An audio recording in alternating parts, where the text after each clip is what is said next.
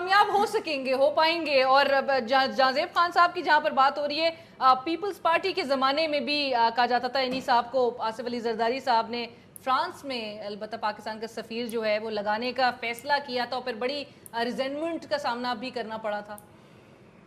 دیکھیے جی، اس ملک میں ہے بہت اچھے ریپوٹیشن کے بیوروکریٹس ہیں جس کو بہت کم مواقع ملتے ہیں، اور یہ چند لوگ ہیں جو ہر حکومت آ جاتے ہیں، اس میں یہ لوگ اچھے پوسٹوں پہ ہوتے ہیں.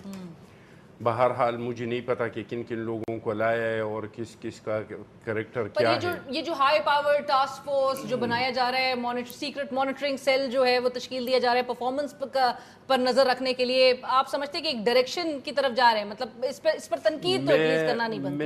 میں نے ابھی تک جو ان لوگوں کا ڈائریکشن دیکھا ہے، جو وعدے ان لوگوں نے کیے تھے، اپنے وعدوں کو منہ کھانے پر اس وعدوں کو پہ عمل درآمد نہیں کیا.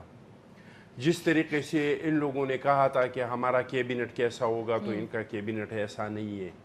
جس طریقے سے انہوں نے کہا تھا، اس میں انہوں نے جو کہا تھا اس میں بابروان، زبیدہ جلال، ایسے لوگوں کا گنجائش نہیں اور تھا. مشرف صاحب کے آپ نے مشرف صاحب ذکر کی کر جو رہے ہیں. ٹیم ہے، بابروان کو کیا پرابلم ہے؟ یار آپ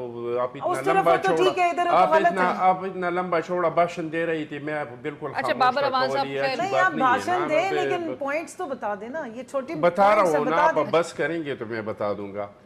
دوسرا یہ کہ انہوں نے جو کہا تھا کہ میں حکومت کیسے بناؤں گا، اس میں چور نہیں ہوگا، اس میں ڈاکو نہیں ہوگا.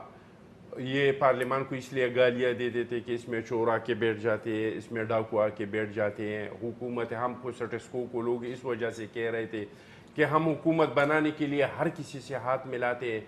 وہ سٹسکو کا جو عمل تھا، ابھی تک اس میں ہم نے کوئی تبدیلی نہیں دیکھی ہے. چاہے وہ کابینہ کا بنانا تھا، وہ حکومت کو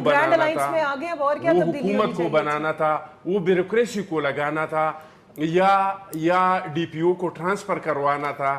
یہ ساری چیزیں ایسے ہیں کہ یہ پہلے بھی اس طرح ہوتے تھے اور آج بھی ایسے ہو رہے ہیں. اس میں نے کوئی تبدیلی